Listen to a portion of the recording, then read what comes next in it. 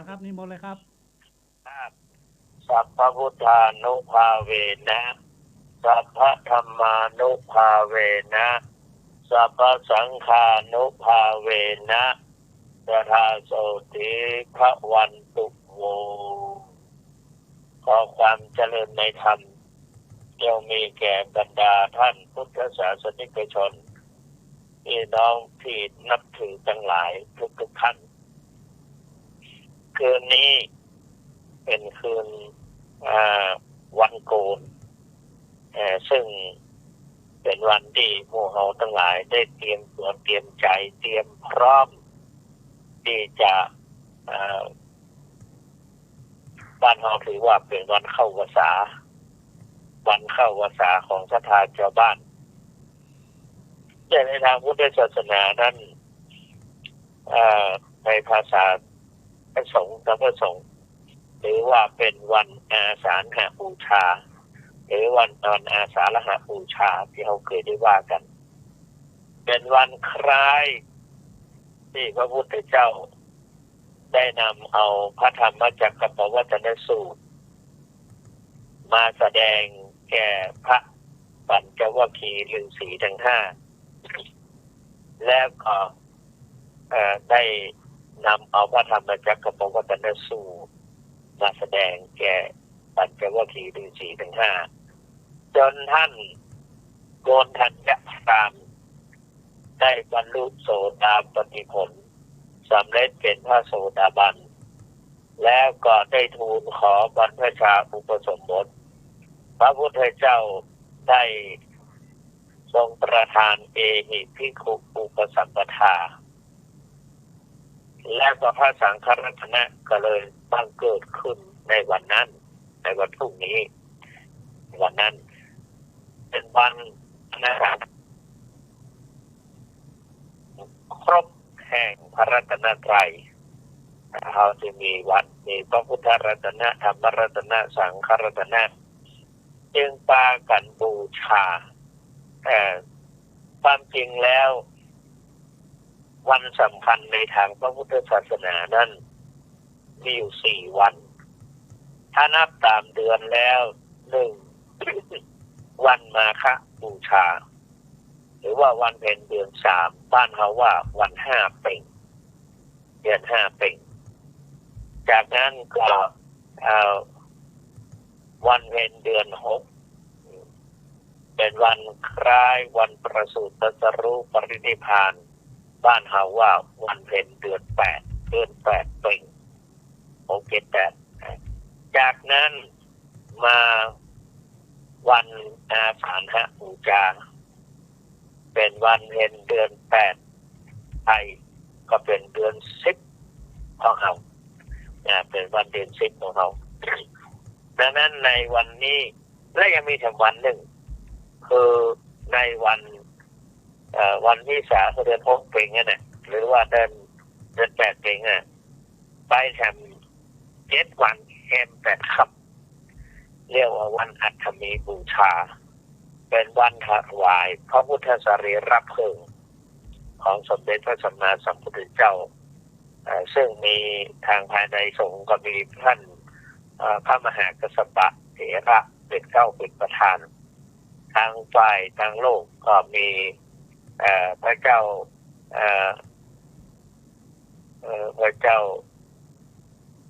ประเทศที่โกศลได้เป็นประธานในวันถวายพระบรมศพอันนั้นในวันนี้จึงถือว่าเป็นวันสำคัญในทางพระพุทธศาสนาทั้ง4วันนั้นอย่างไรก็ตามท่านสาธุชนทั้งหลายเราท่านทั้งหลายก็ทำการบูชาในวันสำคัญโดยเฉพาะอย่างยิ่งเป็นวันถ้าหากว่าเป็นวันวิสาขะนั้นความจริงแล้วถือว่าเป็นวันเดียวกันแต่ว่ามันห่างกันห่างปีห่างเดือนห่างปีกันเช่นวันประสูติที่สามัญมนุษย์เราเข้าใจโดยทั่วไปก็คือวัน ประสูติของเจ้าชายสิทธัตถะเราถือว่าเป็นวันประสูติของพระพุทธเจ้าก็มาว่ากันก็เดี๋ยวก็ทำความเข้าใจกันถือว่าเป็นวันประสูติจากนั้นพอพระองค์มีพระชนมายุ35 พรรษาหรือ35 ปีก็ได้ตรัสรู้เป็นพระอนุตตรสัมมาสัมโพธิญาณซึ่งวันนั้นสมมาตรงกับวันที่วันประสูติที่ป่าสวนลุมพินีวันของเจ้าชายสิทธัตถะในวันนั้นต้องกับพอดีเป็นวันเพ็ญเดือน 6เหมือนกันพระพุทธเจ้าได้ตรัสรู้เจ้าพ่อหนอโพธิสัตว์ได้ตรัสรู้เป็นพระอนุตตรสัมมาสัมโพธิญาณจากนั้นมาทำการเผยแพร่พระพุทธศาสนาไปได้ถึง45 ปีจนพระชนมายุครบ80ก็ตรงกับวันเพ็ญเดือน 6เหมือนกันแต่เพราะฉะนั้นท่านจึงเรียกว่าวันเพ็ญเดือน6ถือว่าเป็นวันคล้ายวันประสูติตรัสรู้ปรินิพพานอันนี้พูดถึงพูดถึงตามความรู้สึกของสามัญทั่วไปว่าเป็นวันเดียวกันนั้นแต่ความจริงแล้วถ้าหากว่าคือวันตรัสรู้นั่นแหละสำคัญที่สุดคือหน่อโพธิสัตว์ได้ตรัสรู้จึงได้เป็นพระพุทธเจ้าที่ได้ตรัสรู้นั่นน่ะก็คือกิเลสอย่างต่างๆดับเย็นสนิทอันนั้นเรียกว่านิพพานแต่พระพุทธเจ้านั้นเป็นปรินิพพานหมดยศโดยสิ้นเชิงนะเป็นปรินิพพานด้วยพระองค์เองด้วยประพฤติปฏิบัติบำเพ็ญบารมีในวัฏสงสารต้องเวียนว่ายตายเกิด4 อสงไขยปลายแสนมหากัปต้องเสวยพระชาติต่างๆตัวเว้นนอนส้วมนอนในส้วมในนอนกับพวกนอนต่างๆก็ได้เกิดเป็นนอนนอกจากนั้นได้เกิดเป็นต่างๆเป็นต่างๆเป็นนกเป็นอย่างต่างๆเป็นแพะแกะกวางเป็นเต่าเป็นอย่างต่างๆเป็นปลาดุกก็ยังมีได้ปลาดุกเป็นปลาดุกเผือกในธรรมของที่ประวัติของนางยโสธราหรือพิมพาภิกษุณีเนี่ยก่อนที่นางจะนิพพานเนี่ยคือจะตายนะปรินิพพานจะตายจะได้เลยนะก็นางก็ได้ไปทูลลาเพื่อขอนิพพานพระสัมมาสัมพุทธเจ้าก็บอกว่าดูก่อนพิมพาเราทั้งสองเนี่ยบำเพ็ญบารมีมาร่วมกับกันมาโดยตลอดทุกภพทุกชาติเราได้เป็นอยู่ด้วยกันมาตลอดลองเล่าประวัติแต่ละภพแต่ละชาติมาลองสาธยายมาได้เกิดเป็นปัดเขาคือหลายเรื่องนะแต่ว่าถ้าที่เจ้าคุณจำได้ก็คือเอาตั้งแต่ปัดนางว่าในสมัยหนึ่งพระพุทธหม่อมฉันกับพระองค์ได้เสวยชาติเป็นป่าดุกนะแต่พระองค์ถูกทรัพย์ใหญ่กัดหางเลือดไหลได้รับทุกขเวทนาหม่อมฉันก็สงสารพระเจ้าอย่างนี้ใดก็เลยได้อมหางพระองค์นะได้อมหางพระองค์พยายามคืออบอุ่นด้วยความอบอุ่นด้วยเลือดกระด้างด้วยเลือดไหลมานั่นนางก็บางทีตามนำเพื่อบางครั้งพระองค์ต้องอดต้องทนอาจจะกลิ้วจริงอย่างต่างๆก็ถ้ามีกรรมไม่เว้นก็ขอสู่มาเมื่อหายระงับการหายไปอย่าได้เป็นเวรเป็นกรรมงั้นเราจะได้มาก็เกิดเป็นกวางห้องลิงห้องเนี่ยเกิดเป็นพญาลิงเกิดเป็นลิงอย่างต่างๆก็มีมากมายหลายเรื่องรวมแล้วก็วัดภาษาเป็นภาษานะเรื่องประวัติของนางยโสธราที่แล้วหนึ่งได้มีโอกาสไปนั่งฟังวันละ3 ปุกแต่ความจริงแล้วเอามาแบ่ง2 ปุกเกินมาแบ่งกัน2 ปุกเกิน ภูมิหนึ่งก็แบ่งเป็นสองตนเทศสองรูปแบ่งกันเทศมันจนหน่วยโดยถ้าเป็นทำเก่าต้องพยายามค่อยๆพยายามอันมันจะเลิกมันตัวนิ้วแล้วก็แบ่งเป็นล้านห้าแล้วก็นะก็แบ่งตอนนี้มนต์ตัวเจ้าวัดต่างๆนานาที่เกี่ยวทำเก่งมาเทศก็พอไปได้ยินได้ฟังแล้วก็โอ้เห็นว่าการบำเพ็ญเป็นนอกโพธิสัตว์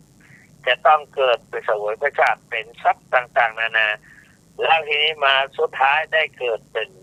ที่บำเพ็ญเป็นนอกโพธิสัตว์อื่นๆเขาบอกว่านะแล้วก็ได้มาเสวยพระชาติแทบ10 ชาติที่บำเพ็ญเป็นนอผู้ทางกูลแต่จะต้องได้บรรลุได้ให้รับพยากรณ์แล้วได้รับพยากรณ์ก็ได้แฮม10 ชาติ10 ชาติอันเนี้ยบำเพ็ญมา10 ชาติพระพุทธเจ้าบำเพ็ญมา4 อสงไขยปลายแสนมหากัปบางครั้งก็มาเกิดเป็นคนบางครั้งก็เกิดเป็นสัตว์เดรัจฉานบางครั้งก็เป็นเหล่าเทพเทวาอยู่มาบางครั้งก็ไปเกิดในมรณะก็มีอย่างสุดท้ายของการที่ไปเกิดในอบายภูมิสุดท้ายแต่ก่อนที่จะมาเสวยพระชาติเป็นเตมิยะหรือเตมีใบขึ้นออกมาจากนรกเพราะฉะนั้นนี่แหละบำเพ็ญมาบำเพ็ญ10 ชาติมาจนถึงชาติสุดท้ายของเป็นพระเวสสันดรพระเวสสันดรแล้วก็ไปเกิดสวรรค์ชั้นดุสิตสวรรค์ชั้นดุสิตแล้วก็ได้รับอาราธนามาเสวยพระชาติเป็นเจ้าชายสิทธัตถะสมบูรณ์พูนผลทุกอย่างทุกประการแล้วก็จนถึงครั้งหนึ่งก็ได้เสด็จออกบวชกันที่ท่านทั้งหลายได้ทราบว่าทรงเห็นคนเกิดคนแก่คนเจ็บคนตายและก็เห็นสมณะเทวทูตเห็นเทวทูตคนแก่คนเจ็บคนตายสมณะแล้วก็กลับเข้าสู่พระราชฐานก็ได้ทราบข่าวว่าพระยโสธราคลอดพระราชโอรสเป็นคลอดบุตรเป็นพระราชโอรสเป็นอารุโอรสแล้วก็ส่งไปเยี่ยมแล้วก็เกรงว่าเนี่ยห่วงจะมาผูกคอเขาละนี่นะเป็นลากหุ่นเนี่ยแต่ว่าห่วงจะมาผูกคอผลสุดท้ายก็ได้ออกจะได้พระเจ้าสุโธทนะเตรียมจะมอบพระราชสมบัติคืออภิเษกเป็นพระเจ้าแผ่นดินเดือน7 วันพระองค์พระองค์ก็เสด็จไปบำเพ็ญพจน์6 ปีนะ6 ปีถึงจะได้ตรัสรู้เป็นพระอนุตตรสัมมาสัมโพธิญาณระหว่างจากการออกผนวดอายุ29 ปีบำเพ็ญถึง6 ปีก็เป็น35 ปีนะตั้งแต่นะมันพอได้บรรลุเป็นพระสัมมาสัมพุทธเจ้านั้นก็เป็นวันตรงกับวันเพ็ญเดือน6พอดีหรือวันเพ็ญเดือน8บ้านเฮาวันเพ็ญเดือน8เป็นอันนั้นก็จากนั้นพระองค์ก็ทรงไปสอนอาธรรมะไปโปรดปัญจวัคคีย์ฤาษีทั้ง5ก็ท่านโกณฑัญญะได้ตรัสรู้ธรรมก็อายุพระพุทธเจ้าอายุ35 ปีนะ35พระชนมายุ35 พรรษาห่างกัน35แต่ว่าเดือนวันมัดตรงกันพอดี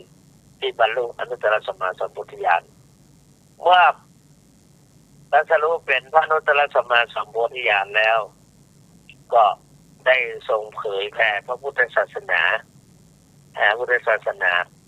ไปทำ45 ปีเกิดถึงนิพพาน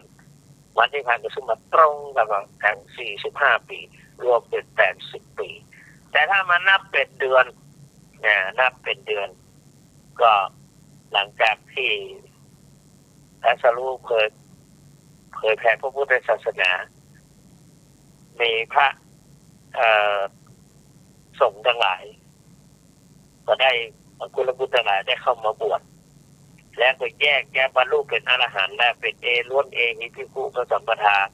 ก็ล้วนไปประกาศพระศาสนาในแดนต่างๆลูกถึงเป็นเดือน3หรือเดือน5ปีประมาณลำนึกถึงว่าสมัยเราเป็นชาวบ้านอยู่ไหนที่ยังบวชอยู่ประเพณีมีประเพณีศิวาราตรีเป็นศิวาราตรีบำเพ็ญเพื่อทำบุญกันได้ไปร่วมกลุ่มกันในงานศิวาราตรีก็มันนึกว่าถ้าหากว่าสมัยก่อนเนี่ยเขาจะต้องรวมกันเป็นงานนักขัตฤกษ์ที่สำคัญอันหนึ่งของประเพณีพราหมณ์เดี๋ยวนี้เอามาบวชในบวรพุทธศาสนาได้เป็นบรรพชิตแล้วพระพุทธเจ้าน่าจะมีอะไรอย่างถึงวันนี้น่าจะมีอะไรอย่างมาเปลี่ยนแปลงหรือว่ามีประเพณีอย่างที่หมู่เฮาก็เลยปากันมาถ้าวันมาฆะนะพูดถึงวันมาฆะปากันมาแล้วก็มาพบพระพุทธเจ้าพระเจ้าก็นำเอาโอวาทปฏิโมกข์ไปแสดงเป็นวันสำคัญวันแรกเป็นวันมาฆบูชาเป็นวันที่ถ้าพูดถึงก็ถ้าเราทำบุญวันนั้นจะได้อานิสงส์ก็คืออานิสงส์จะโดนบันดาลให้ผู้ที่เป็นสมาชิกมีความเคารพนิยมชมชอบแสดงความเคารพนอบน้อมแสดงความเคารพยกย่องเชื่อฟังกฎกติกาเคารพในกฎกติกาไม่ยิงยโสโอหังไม่ยิงยโสโอหังทำตามกฎกติกาให้เกียรติยกย่องในทำบุญวันนั้นก็จะได้อานิสงส์อย่างนี้มานั่งคิดว่านะเพราะข้าที่สองพระพุทธเจ้านำโอวาทมาแสดงโอวาทปฏิโมกข์อันนี้ว่างฟังมาได้นะทบทวนความจำก่อนจะเข้าสู่อาถรรพ์นี่ทีนี้จากนั้นไปเดือน6ไปเดือน6ที่จริงเดือน6นั้นเป็นครั้งแรกแห่งพระพุทธศาสนาเพราะวันสำคัญเจ้าเกิดวันประสูติตรัสรู้ปณิพพานแต่พอมาเจอวันเพ็ญเดือน6แล้วก็ถามว่าคนเรามีความเพียรพยายามทำบุญวันนั้นก็จะเกิดความเพียรพยายามวิริยะอุตสาหะความอดกลั้นบรรเทาการทำความดีวันได้การมีความเพียรพยายามจะทำอะไรอย่างเมื่อตั้งใจดีแล้วบั้นปลายก็ต้องประสบผลสำเร็จแน่ในชีวิตแล้วก็เราจึงบำเพ็ญบุญบำเพ็ญกุศลสำหรับผู้ประสบความสำเร็จ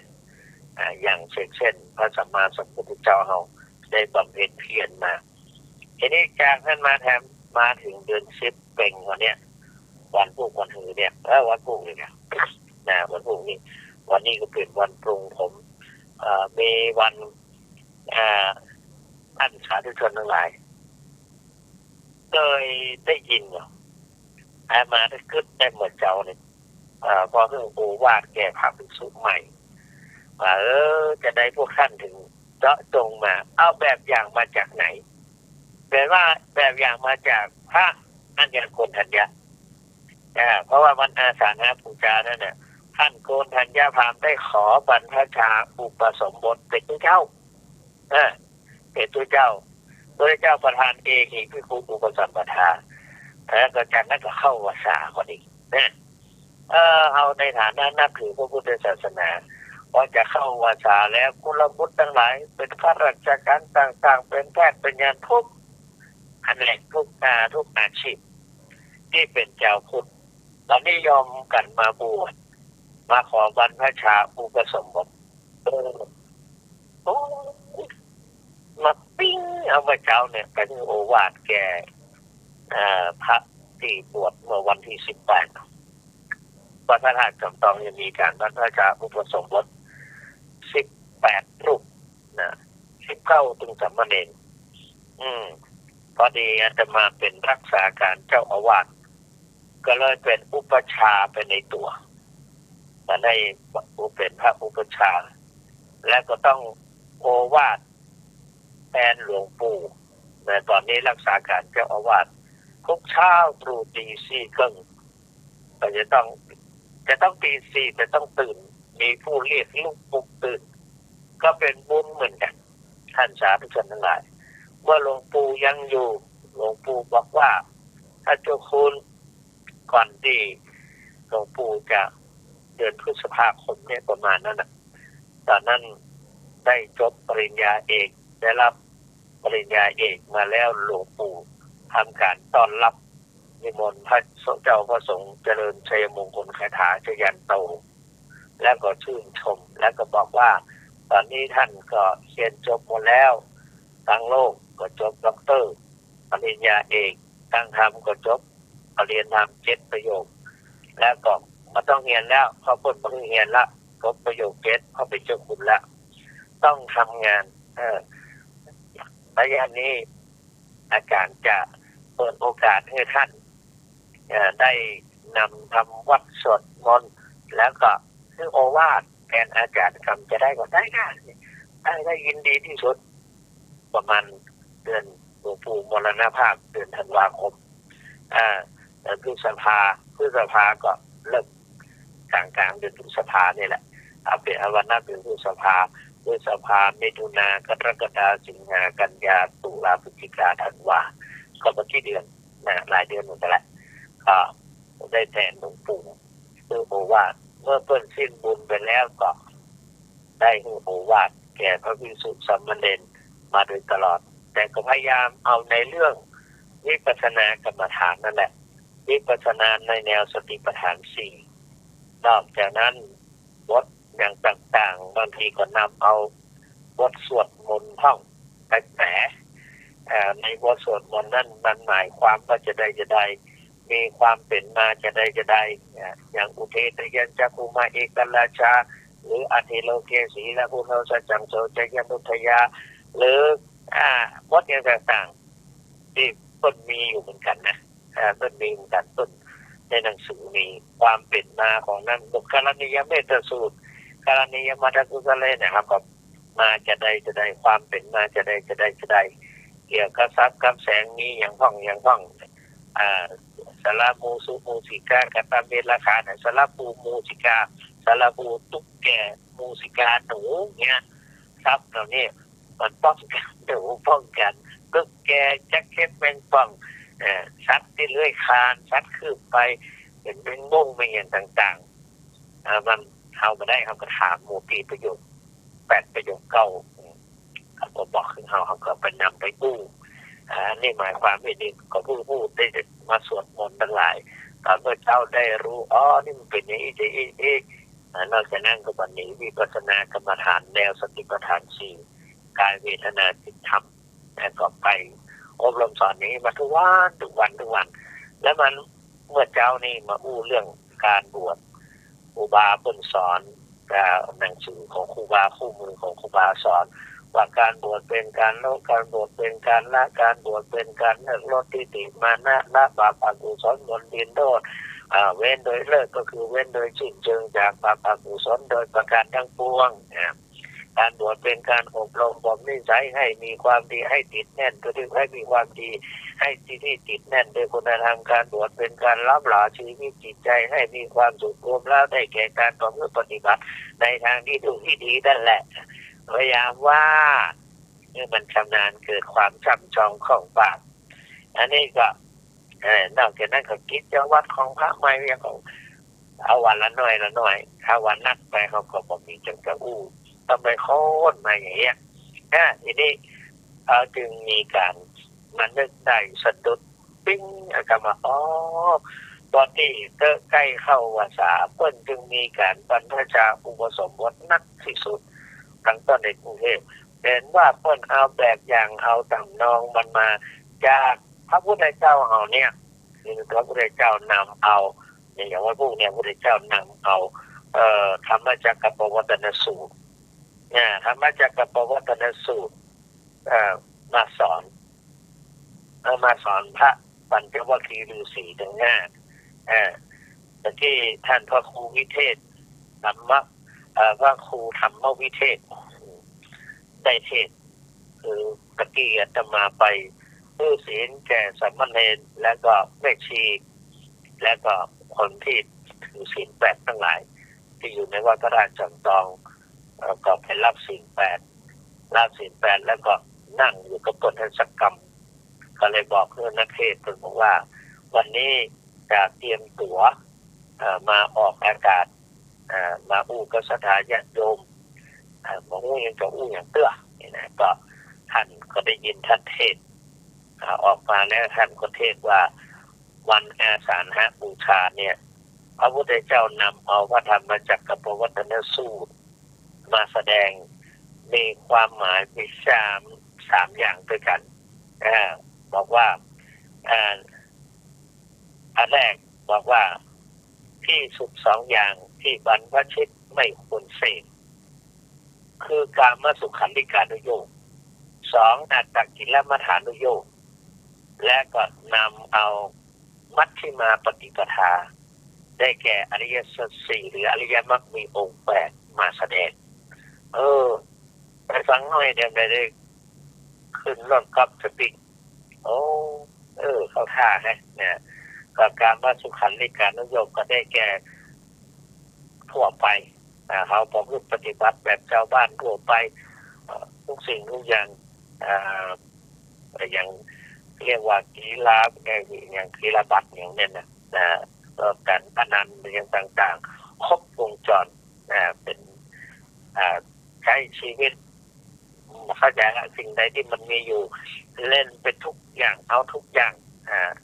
นักเป็นนักเลงไพ่นักเลงอะไรอย่างดื่มสุรามีกันสนุกสนานตีไก่จับปลาชนวัวชนอย่างต่างๆเอาทุกอย่างที่มีอยู่ในบนโลกนี้อันนี้นอกจากนั้นก็มีชีวิตคู่หลายๆเนี่ยแล้วก็อันนี้พระพุทธเจ้าตรัสว่าเป็นกามสุขันธิกานุโยคประกอบในอย่างสิ่งเหล่านี้ก็สามารถที่จะมีโอกาสเงยได้มีจิตตกต่ำไปติ๊กๆพระพุทธเจ้าว่านั้น2ในสมัยนั้นมีนักบวชนักบำเพ็ญพจน์ชนิดที่ทรมานร่างกายในพระธรรมจักรปวัตตนสูตรที่จะวันพรุ่งนี้มาจะเทศเป็นกันแรกตอนบ่าย2เป็นทำเมืองบางคนทรมานร่างกายเช่นก่อไฟ4ของตั้งหน้าตั้งหลังของใหญ่ๆแล้วก็ตั้งข้างซ้ายข้างขวาถ้าตั้งบนก็มีแสงแดดร้อนอบอ้าวทรมานร่างกายอยู่ในระหว่างกองไฟอันนี้เรียกว่าอัตตกิลมัฏฐานุโยคพระพุทธเจ้าเขาก็ทดลองนะเช่นทรมานร่างกายปาฉันเข้ามาเสวยพระกยาหารจนพระโลมาพระเกศาโลมาอย่างโลนล่วงไปเหลือกันหนังหอมหุบคอหุ้มกระดูกหายใจจนตับไตเลยนะจนตาเหลืองมองอะไรก็ตาเหลืองหมดฝ้าตาฟางก็เลยมีพระอินทร์มาที่พิน3 สายให้ฟังสายแรกแข็งกับสายแรกหย่อนยานที่สุดก็เปรียบกับการมาสุขันธิกานุโยคแขนสายนี่แข็งที่สุดเปรียบเหมือนอัตตกิลมัฏฐอาจารย์ประพฤติแบบอัตตกิลมัฏฐานุโยคทรมานตนเพื่อได้รับความลำบากนะและพร้อมดีสายปานกลางเสียงไพเราะเพราะพริ้งได้แก่มัชฌิมาปฏิปทาที่พระพุทธเจ้านำมาสอนอันนี้พระนางชุชาดาได้บวงสรวงไว้ว่าถ้าได้ลูกพระกายจะมาปูชาเทวดาก็ปูชาพอไปถึงนั่นไปหันพระพุทธเจ้าชายนอโพธิสัตว์ได้บำเพ็ญทุกขกิริยาได้นั่งบำเพ็ญที่ใต้ต้นโพไปเห็นแล้ว คือด้วยอานุภาพที่จะได้บรรลุมรรคผลนิพพานทำให้นางสุชาดาเห็นเป็นอินทรีย์ผ่องใสมีรัศมีสีแสงพุ่งออกดีอกดีใจน้อมเอาเข้ามาทุกประหยัด49 ก้อนไปน้อมไปถวายพระสัมมาสัมพุทธเจ้าของเราก็เสวยนะเราโพธิสัตว์ก็เสวย49 ก้อนแล้วก็ได้บำเพ็ญเพียรทางจิตมานั่งกำหนดเรื่องจิตทุกวันนี้เราก็เอาสติปัฏฐาน4กายเวทนาจิตธรรมเอาจิตไปกำหนดในสภาวะธรรมทั้งหลายบำเพ็ญเพียรทางจิตเนี่ยและก็ได้บรรลุสำเร็จเป็นพระอนุตตรสัมมาสัมโพธิญาณเนี่ยเขาเรียกได้มานำเอาธรรมะนั้นมาสอนเรียกว่ามาทำธรรมจักรกับปวัตตนสูตรโดยเอาธรรมะนั้นมาเทศเพื่อแก่ท่านปัญจวัคคีย์ฤาษีทั้ง 5ตอนได้ท่านโกณฑัญญะได้บรรลุโสดาบันโสดาปัตติผลสำเร็จเป็นพระโสดาบันแล้วก็ขอบรรพชาอุปสมบทพระสัมมาสัมพุทธเจ้าทรงประทานเอหิภิกขุอุปสัมปทาท่านก็ได้สำเร็จเป็นพระอรหันตาก็ได้สำเร็จเป็นพระสงฆ์ได้บวชเป็นพระสงฆ์เป็นองค์แรกในพระพุทธศาสนาแล้วก็เป็นวันครบแห่งพระรัตนตรัยทำบุญวันพรุ่งนี้ท่านทั้งหลายจะได้ประสบความสำเร็จในชีวิตแล้วก็คือจะสมบูรณ์พูนผลพร้อมแต่ถ้าทำอย่างปู่ใจอย่างพวกเนี่ยอธิษฐานขอให้สมบูรณ์พูนพร้อมประขาดตรงพวกข้องเช่นพระพุทธเจ้าสอนพระโกณฑัญญาพราหมณ์ได้บรรลุเป็นพระอนุตตรเป็นพระอริยสงสาวกหรือเป็นวันพระอรหันต์และก็เป็นวันครบองค์สงฆ์ครบมันคือรัตนะมีพุทธรัตนะธรรมรัตนะสังฆรัตนะเป็นวันครบถ้วนแห่งพระรัตนตรัยเนี่ยเพราะวัดพระธรรมจักรกับปวัตตนสูตรที่นำมาแสดงอันนี้แก่มัชฌิมาปฏิปทาก็คืออริยสัจ 4ทุกข์สมุทัยนิโรธมรรคแหละอริยสัจ 4ตรัสรู้แต่นำมาสอนเป็นทาง8 สายได้แก่สัมมาทิฏฐิสัมมาสังกัปปะสัมมากัมมันตะสัมมาวาจาสัมมาชีวะสัมมาวายามะสัมมาสติสัมมาสมาธิอันได้แก่ไตรสิกขา3ไตรสิกขา3พระเจ้าแนะนำให้ภิกษุทั้งหลายได้ศึกษาไตรสิกขาคือศีลสมาธิปัญญาศีลสมาธิปัญญาเพราะนั้นถึงวันนี้พระสงฆ์ทุกคนจะนี่ถ้าเป็นนักปฏิบัติจะศึกษาแบบใดศึกษาแบบภาคปฏิบัติกับภาคปริยัติก็ไปกันจบพระไตรปิฎกสมัยก่อนจบพระไตรปิฎกหรือบางทีก็เรียนแต่เฉพาะสายวิปัสสนาสายอภิธรรมก็เรียนสายอภิธรรมสายพระสูตรก็เรียนสายพระสูตรสายพระอภิธรรมพระวินัยเพราะฉะนั้นคำสั่งสอนของพระพุทธเจ้าเนี่ยแบ่งออกเป็น3คือพระสูตรพระวินัยพระสูตรและพระอภิธรรมเนี่ยอันนี้เอาปัจจุบันนะเอาปัจจุบันที่มีอยู่ปัจจุบันสมัยก่อนก็มีพระธรรมตอนแรกก็มีพิธาพระธรรมแต่พอมีผู้เจ้าประพฤติปฏิบัติกับพระพุทธเจ้าก็บัญญัติพระวินัยในระยะเบื้องแรกๆนั้นพระสารีบุตรได้ทูลขอพระพุทธเจ้าข้าแต่พระองค์ผู้เจริญเห็นศาสนาอื่นบ่มีวินัยบ่มีกฎระเบียบอย่างแก่พระสงฆ์ผลสุดท้ายพอเจ้าของศาสนาประมุขศาสนาถึงแก่รับชีพไปประจาบนานก็ศาสนาก็เสื่อมสลายไปเพราะมีข้อวัดปฏิบัติพระพุทธเจ้าก็ถึงเวลาก่อนคอยพระพุทธเจ้าประพฤติผิดเป็นที่รังเกียจของสังคมเป็นที่รังเกียจของภิกษุทั้งหลาย พระเจ้าทรงบัญญัติมาเป็นข้อรวมแล้วได้227ข้อนะ227เป็นศีลของพระเจ้าวันนี้ของทุกวันนี้เรียกว่าวินัยนะวินัยแล้วก็ส่วนพระธรรมนั้นได้แก่คำสอนสำหรับไปเป็นหลักการดำเนินชีวิตและก็พระอภิธรรมเกี่ยวกับเรื่องจิตจิตนี่เป็นสิ่งสำคัญจิตนึกใจเป็นสิ่งสำคัญครูบาว่าท่านหลวงปู่ก็บอกว่าเพราะฉะนั้นตรงกำหนดจิตของเราเอาจิตไปกำหนดอย่างจิตกำหนดตรงศีลเอาอย่างศีลในภาคปฏิบัติหลวงปู่ก็บอกว่าเอาอันใดก่อนเอาต้องก่อนเนาะเนี่ยตอนนี้เขานั่งการที่จิตคอยประคับประคองคอยประคับประคองในการพองคอยประคับประคองคอยพยุงในการที่ต้องปองทุนคอยประคับประคองในการพองเป็นตัวศีลจิตที่แน่นโดยอาการพองขึ้นหรือยุบลงจิตแน่นเป็นตัวสมาธิจิตตัวหูตัวเข้าไปรับรู้อาการพองอาการยุบเป็นตัวปัญญาเมื่อได้3ตัวนี้แล้วก็เป็นอริยมรรคมีองค์8พอดีท่านสาธุชนทั้งหลายมีครั้งหนึ่งอาจารย์ผู้รองศาสตราจารย์ดร.อภิรมย์อาจารย์ในมหาวิทยาลัยมหาจุฬาลงกรณราชวิทยาลัยตอนที่จริงอาตมาก็เป็นลูกศิษย์กันนะถ้าจะอู้ถึงในห้องแล้วก็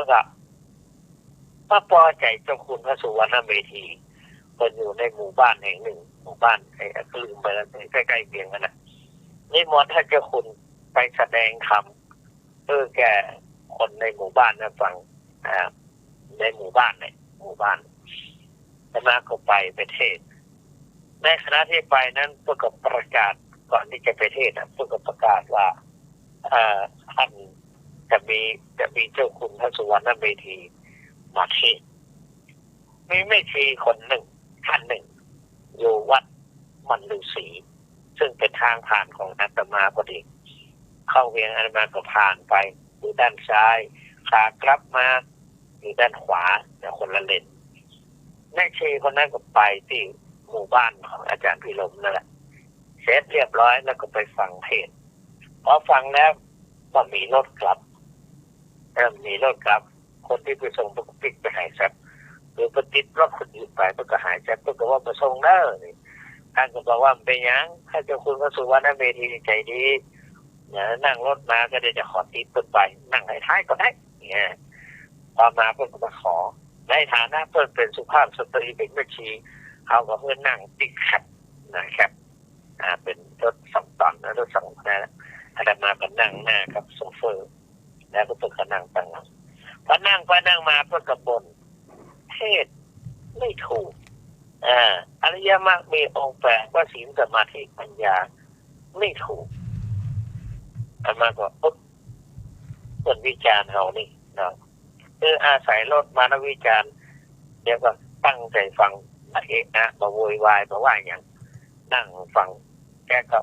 ทหารเขาว่าอย่างแกก็ว่าไปติ๊กๆในอริยมรรคมีองค์8ท่านไม่ได้สอนเรื่องศีลท่านสอนเรื่องปัญญาและเรื่องศีลเรื่องสมาธิพอดีครับหลักท่องสวดโดยสัมมาทิฏฐิสัมมาสังกัปปะเป็นปัญญาสิกขาสัมมากัมมันตะสัมมาวาจาสัมมาอาชีวะเป็นศีลสิกขา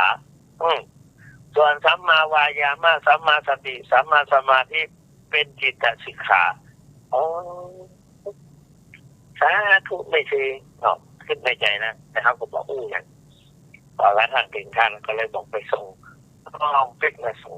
คือมาถึงทางขอการถนนปล่อยก็ลงทางแล้วไปมาใกล้ๆแล้วก็มาเข้าไปสู่วัดมันฤาษี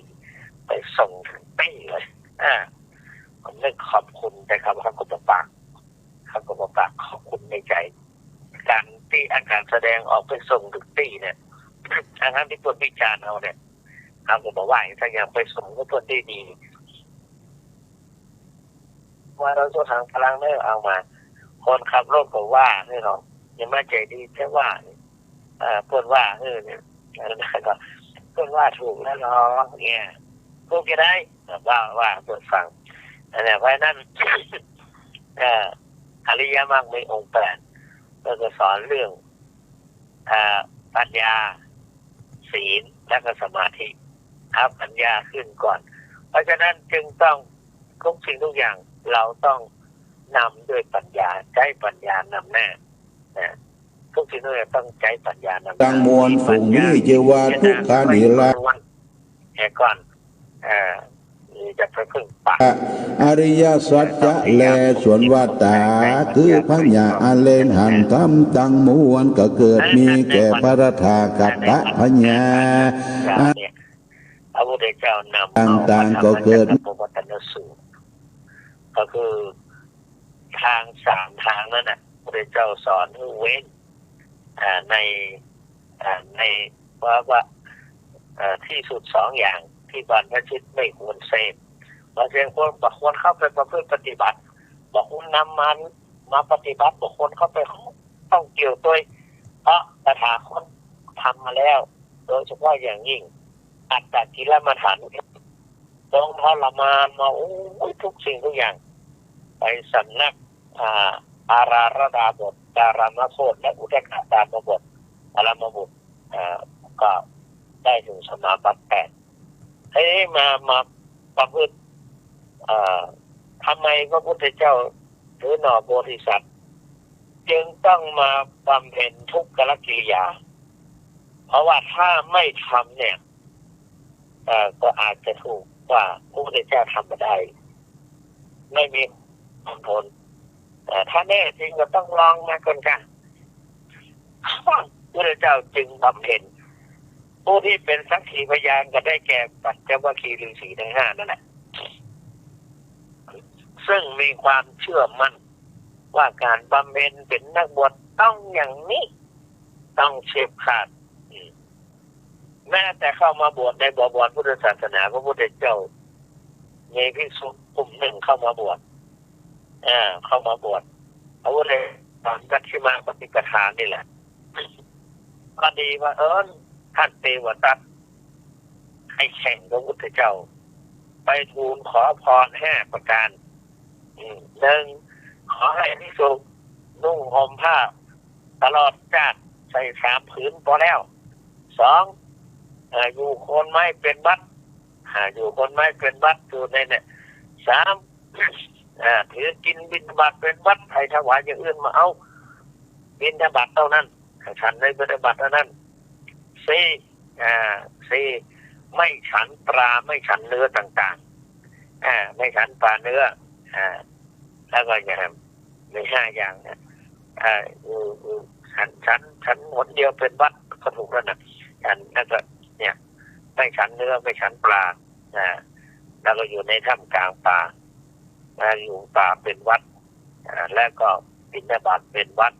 อยู่ในกลางอากาศอยู่ในไม่เข้าที่โลกที่วังเป็นวัดแล้วก็นุ่งห่มผ้าปังสุกุลสาปืนเป็นวัดจะเป็นอย่างก็ต้องนุ่งห่มเนี้ยนะพระพุทธเจ้าว่ามันก็ท่าตัวนี้ได้ก็ดีแต่มันสร้างความลำบากและก็แห่งอย่างหนึ่งถ้าเป็นการที่ชีวิตของเราเรื่องด้วยผู้อื่นเราควรทำตัวให้เขาเรียนง่ายเทวทัตแกล้งโขงผางโวยวายเรามาบวชทั้งทีจะมาทำให้สบายมาบวชให้ดีกว่าภิกษุทั้งหลายใครเห็นว่าควรจะทำอย่างเราอาวุธปฏิบัติแบบอุกฤษอย่างนี้แต่เข้ามาบวชตึงเตือนก็ต้องเอาแบบอุกฤษถึงจะได้ผลเอาภิกษุใหม่ทั้งหลายมัน30-40 รูปนะตาหนีพระพุทธเจ้าไปนี่พระพุทธเจ้าก็ปล่อยไปใครไปก็ไปปล่อยไปอยู่ได้ระยะหนึ่งภิกษุทั้งหลายได้รับความลำบากของบอกบัดเจอ ได้ความลำบากพระเทวทัตเข่งสอนเนี่ยอันนี้เอามาพอพระเทวทัตกับพระสาวก2-3 รูปไปที่อื่นแล้วก็ปาโกกาลิกะพระอย่างลืมหมดละก็2-3 รูปปากันไปเขาละอย่างสักอย่างเนี่ยพระพุทธเจ้าได้โอกาสก็คือพระสารีบุตรพระโมคคัลลานะเหาะไปสอนภิกษุทั้งหลายจนท่านทั้งหลายเหล่านั้นมีความทรมานตัวมาพอสมควรได้มาดำเนินมัชฌิมาปฏิปทาแล้วก็ด้วยอานุภาพของพระพุทธเจ้าและก็พระสารีบุตรและโมคคัลลานะท่านเหล่านั้นสำเร็จเป็นพระอรหันต์ได้ฤทธิ์ได้อภิญญาสามารถเหาะเหินเดินอากาศได้ก็เลยเหาะมาเฝ้าพระพุทธเจ้าท่านโมคคัลลานะท่านเทวทัตพร้อมด้วยสาวกติกมาบัลเหลือสักตนสักองค์จึงทำให้ข้าเทวทัตหักเลือดอย่างเนี้ยเพราะนั้นการปฏิบัติพระพุทธเจ้าได้ทรงประพฤติปฏิบัติมาก่อนแล้วในการการมาสุขันธิการนุโยคก็เคยประพฤติปฏิบัติมามีกู้มีกิมมาอย่างไรอย่างและก็สุดท้ายมาบำเพ็ญอัตตกิลมัฏฐานุโยคเพื่อจะเอาพระชนชีพไปตลอดผลสุดท้ายได้มาเสวยทักษะอาหารเข้ามาทูปญาติของนางสุชาดา49 ก้อนและก็ได้บำเพ็ญเพียรทางจิตบำเพ็ญเพียรทางจิตมาพิจารณาขันธ์5อัตตะนี่เห็นเป็นตกอยู่ในอำนาจของไตรลักษณ์คืออนิจจังทุกขังอนัตตายกขึ้นสู่แล้วก็สามารถเกิดได้บรรลุเป็นพระอนุตตรสัมมาสัมพุทธญาณนำเอาธรรมะสิ่งเหล่านี้มาเทศนาให้พระธรรมจักรนี้มาแสดงให้แก่ท่านกุณฑัญญะวัปปะพัทธิยะมหานามะอัจฉริซึ่งล้วนแล้วประพฤติบำเพ็ญอัตตกิลมัฏฐานุโยคเคร่งครัดมาโดยตลอดแต่พอได้รับมัชฌิมาปฏิปทาคืออริยสัจสี่อันนี้มาก็จนได้หรือพระธรรมจักรปวัตตนสูตรเนี่ยนะแล้วก็ได้สำเร็จเป็นพระอรหันต์ในที่สุดเนี่ยแล้วก็เป็นวันครบแห่งพระรัตนตรัยเพราะฉะนั้นการทำบุญการบูชาในวันพรุ่งนี้ประเดี๋ยวนี้พอดีโควิดออกโควิดแห่งขนาดโอ้ยศรัทธาสาธุชนย่อมรู้ดีกว่าอาตมาโซเชียลทั้งหลายแสดงออกเพื่อปรากฏทุกคนกู้กันมีคำสั่งทั้งทางสาธารณสุขมาทั้งทางจังหวัดทั้งทางส่วนกลางทั้งแม้แต่การประชุมสงฆ์เมื่อกี้วันเนี่ยเขาประชุมกันวันศุกร์เนี่ย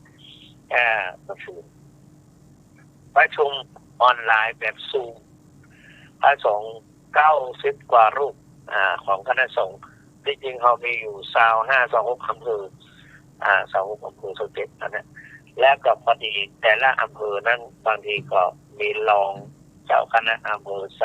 3 องค์ก็มี3 องค์ก็มีอย่างในเมืองนั่นก็มีหลายองค์แต่ก็ทีนี้ในแต่ละอำเภอมี2 องค์เจ้าคณะอำเภอแล้วก็รอง2และที่จำต้องรอง1โดยรอง1ฮอดรอง1โดยเต่าไม่มีดาวหนีไม่แจ่มมีองค์ไข่แบบนี้มีรองเพราะว่ามีอำเภอน้อยมีน้อยวัดมีน้อยอันเนี้ยแต่ละองค์นั้นก็อยู่ที่วัดของแต่ละท่านวัดพระธาตุเจ้าศรีจอมทองท่านเลขาอาตมาเก่งตั้งเครื่องตั้งอย่างก็เข้ามาร่วมประชุมกันวันวิตกก็คือเรื่องโควิดนี่แหละศรัทธาวันพรุ่งนี้เจ้าก็จะได้อ่านวัดระเบียบยิ่งตั้งนายอำเภอ บัดเดี๋ยวนี้เพิ่นจะมีการวัดพระธาตุเจ้าสมตองนี่วันพรุ่งเมื่อเช้านี่หลังจากการอย่างเรียบร้อยทางโรงพยาบาลสาธารณสุขนั่นโรงพยาบาลสมตองนั่นก็จะเข้ามามาคัดเอาซูมเอาไปแล้วก็เปิ้นห้องอย่างนั้นลืมไปแล้วต้องเอาสายนั้นแย่เข้าจมูกอันนี้มาก็ปูเพราะว่ามันเข้าไปถึงในคอใส่จมูกทิ่มเข้าไปในจมูกดังเนี่ยกูกลัวท่านเจ้าคณะภาคมาปูขอรู้ทำผลลูกขนป่องกลัวแต่ก็เคยมาแล้วนะแต่เขาบอกรู้สึกตัวก่อนที่เปิดผ่าตัดเขาว่าสายระยะจมูกมีแต่สายก็อันนั้นมันสมัยผ่าตัด2 เดือนละแต่ว่าในอยู่ดีๆจะถูกแย่จมูกลงไปในบ้าหัวขนาดก็เนี่ยท่านสาธุชนพุทธบริษัททั้งหลายก็พยายามก็บอกว่าล้างมือแล้วช้อนกลางล้างมืออย่างกับแมสใส่แมสแล้วก็อย่างกับมันอยู่4-5 อย่างเนี่ยไปนั่นก็อยู่ในวัดแข่งกันแม้แต่ลงอุโบสถในวันพรุ่งนี้พระเนรของวัดพระราชเจ้าพระสภาทุกเจ้าเนี่ยมี100 กว่าลูกเขาตึงเจ้าเก่าตึงเจ้าใหม่เปิดมาประพฤติปฏิบัติวิปัสสนาจารย์ทางวัดเก่าเปิดมาห้ามปิกก็เลยถ้าเป็นคนเป็นศิลปาจารย์บอกว่าเดือน5ของลูกคนนั้นตรงเนี่ยได้ว่าพูดเขาไม่ยอมห้ามเขาเรื่องปิกเอาก็จำเป็นต้องรับต้องมาปฏิบัติที่เขาจำเป็นจำใจต้องรับเนี่ยเราเลยรับไว้ 5-6 ตนของเขาก็มีนักอยู่แล้วเอาก็มาบวชใหม่แถมตะวันนักวางชื่อนี่ถึง18 รูปแล้วก็อันเนี้ยเอาไปเอามาแม่ครัวที่ทำอาหารส่งลูกไปเรียนที่โรงเรียนศรีจอมทองโรงเรียนเมื่อก่อนชุมชนนะโรงเรียนประถมเนี่ยตั้งแต่อนุบาลขึ้นมาถึงประถม6เนี่ยปรากฏว่ามีห้อง11 คนไปติดโควิดมาแล้วมันก็เป็นลูกเป็นหลานอยู่ในว่าเนี่ยหล่นไปหล่นมาเนี่ยถูกไปตรวจไปอย่างกันอาตมาตอนแรกก็มาฉีดยาเพราะเขาจะดูแลตัวเก่ามาฉีดระยะจำเป็นต้องไปฉีดนะว่าทุลุงไปหั่นไปนี่บ่อยทุลุงต้องฉีดมาฉีดมาประธานสงฆ์ต้องฉีดฉีดก็ฉีดเอาไปถึงที่หน้าที่ว่าการอำเภอของประชุมถามว่าถ้าจะคุณบรรยานี่จะฉีดยังมาถึงแล้วฉีดยังก็ฉีดมูดเอาต้นเนาะแต่ว่าอาตมามีโรคหนักโรคเกาต์เบาหวานไขมันความดันแล้วก็มีความดันสูงเนาะเปิดบัตรผมมีนักเหมือนกันแต่พวกบัตรฉีดได้เนาะคุณหมอฉีดได้ฉีดก็ฉีดก็ไม่ได้ทางสักการมาฉีดที่ห้ออย่างถามตัวกับฉีดไปเรียบร้อยพอฉีดแล้วก็ไลน์ไปให้คนอื่นพอแต่ละคนแต่ละท่านก็เป็นห่วงทุกคนพ่อบางคนก็รุ่นหลานบางคนพ่อทำใจดีๆเนอะเนี่ยปลอดภัยเนอะเป็นจะได้พ้องคนโทรมาถามไลน์มาก็มีเห็นได้ก็มีมีคนแม้แต่ครูบาอาจารย์ที่เป็นเคยอยู่สำนักเดียวกันผู้ปฏิบัติแบบท่านผู้สถิตอย่างว่าหรือไปละสถิตธรรมพรไงสถิตบ้านอันแผ่นปะเรียงตกใจหลายลูกก็คือกำลังใจบางคนก็ว่าเยี่ยมนะแล้วก็ท่านผู้ที่เคยอยู่ด้วยกันสมัยกรุงเทพด้วยกันเปิดมาได้มากระเทียนกันเลยร้านอักษิณพอไปก็มีครอบครัวแล้วก็โทรมาก็ไม่ได้โทรไลน์มาบอกว่ารักษาตัวให้ดีเนอะเป็นห่วงนะก็ขอบคุณจัดนักทุกคนที่เป็นห่วงแต่ว่าเมื่อเป็นอย่างนี้แล้วก็ต้องเนี่ยเพราะฉะนั้นโควิดนี่ก่อนพยายามก็ขอสัตว์พี่น้องชาวบ้านทั้งหลาย แคล้วคลาดโดยในสมัยก่อนก็มีเข้าสวดคนเดียวหนังสือสวดมนต์ใน YouTube ก็มีใน Google ก็มี Google นี่จะชัดกว่าใน YouTube เนี่ยมันเป็นบทสวดเปิ้นสวดไปเลยสวดไปเลยแต่ว่าถ้าหากว่าเป็นGoogle Google นี่อาจจะเป็นตัวหนังสือสามารถเปิดสวดได้นะแต่ถ้าหากว่าเป็น YouTube เองเปิดสวดไปเลยว่าเป็นเปิดแต่ก็มันอาจจะบัตันก็ได้หรือว่าสวดเหมือนกันเพราะฉะนั้นเอา Google ดีกว่าก็เขียนว่าสวดบทรัตนสูตรถ้าไม่ถึงบอกคือสวดบทรัตนสูตรเพราะเมืองไผ่สาลีมีโรคหาเกิดขึ้นโอ้คนตายเป็นเมืองอย่างปัจจุบันเนี้ยตายแบบคนจากนั้นตอนแรกก่อนลูกแพะแกะสุกรเป็ดไก่ตายก่อนต่อจากนั้นมาคนเกินคนตุกอนาถาคนไทยเนี่ยตายต่อมาจากนั้นก็คนกลางฐานะปานกลางมาจนถึงฐานะผู้ดีตายกันวุ่นวายทีนี้มาเดือดร้อนถึงกษัตริย์ประเทศใดดีก็อามาตย์มีอยู่สองกลุ่มหนึ่งว่าต้องบูชายันบูชาอย่างไรเอาสัตว์พวกนั้นมาฆ่ามาดูก่อกองไฟใหญ่แล้วก็นำสัตว์แกะแพะสุกรแพะแกะสุกรตลอดถึงวัวควายอย่างละ500แล้วมาถึงละอ่อนเด็กแล้วก็หญิงสาวชายหนุ่มอย่างละ500เอามาฆ่าบูชาโอ้พระเจ้าแผ่นดินพระราชาองค์นกทรงฉลาดก็คนตายกันแล้วทำไมจะต้องไปเอาแถมน้องมันตายกันแล้วพวกกลัวตายเขากลัวตายเขากลัวตายแล้วไม่ต้องทำนี่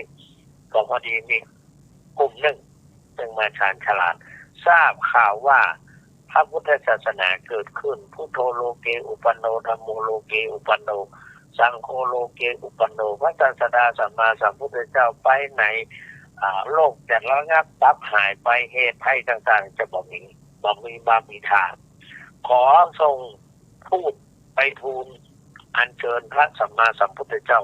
เสด็จเข้าเมืองโลกเหล่านี้ก็จะระงับดับหายพระราชาตกลงก็ไปทูลพระพุทธเจ้าพระพุทธเจ้าก่อนจะเสด็จไปด้วยอานุภาพแห่งพระพุทธเจ้าฝนตก7 วัน 7 คืนมาเอาสิ่งสองปฏิกูลไหลลงสู่มหาสมุทรสู่ทะเลและมหาสมุทรสับลงไปแล้วก็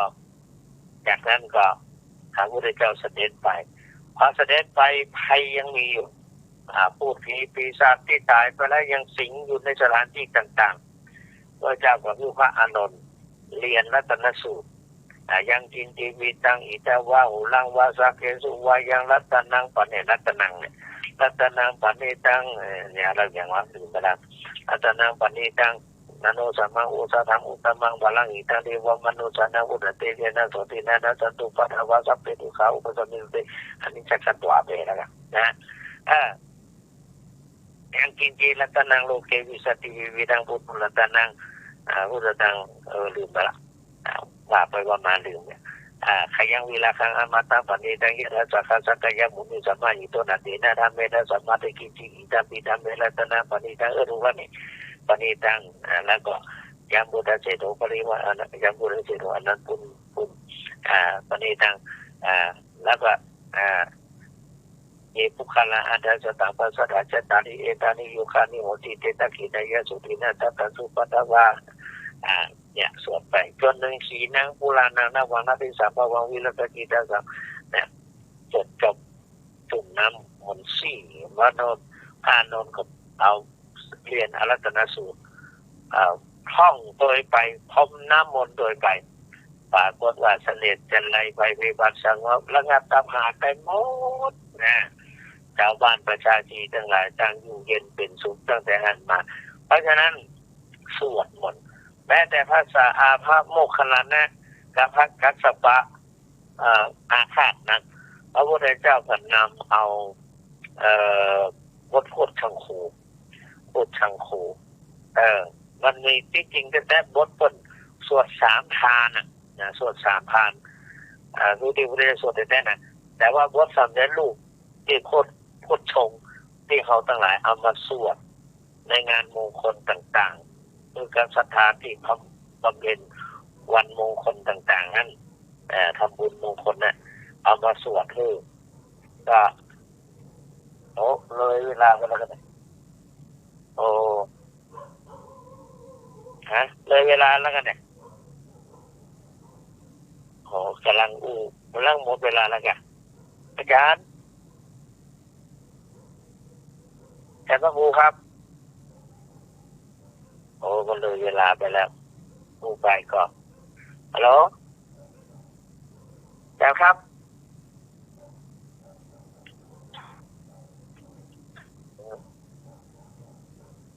อาจารย์ครับรถหมดเวลาเนาะท้ายที่สุดนี่ขออนุภาพคุณพระศรีรัตนตรัยคงทรงปักพิทักษ์รักษาประทานสาธุชนทั้งหลายทุกท่านเมื่อนี้ลาปราศจากทุกโศกโรคภัยปรารถนาสิ่งใดขอให้สำเร็จได้ผลทุกท่านทุกประการเถิดขอเจริญพร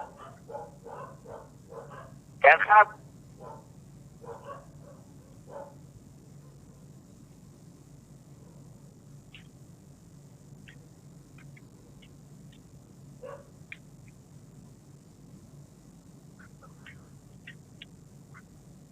เหรอ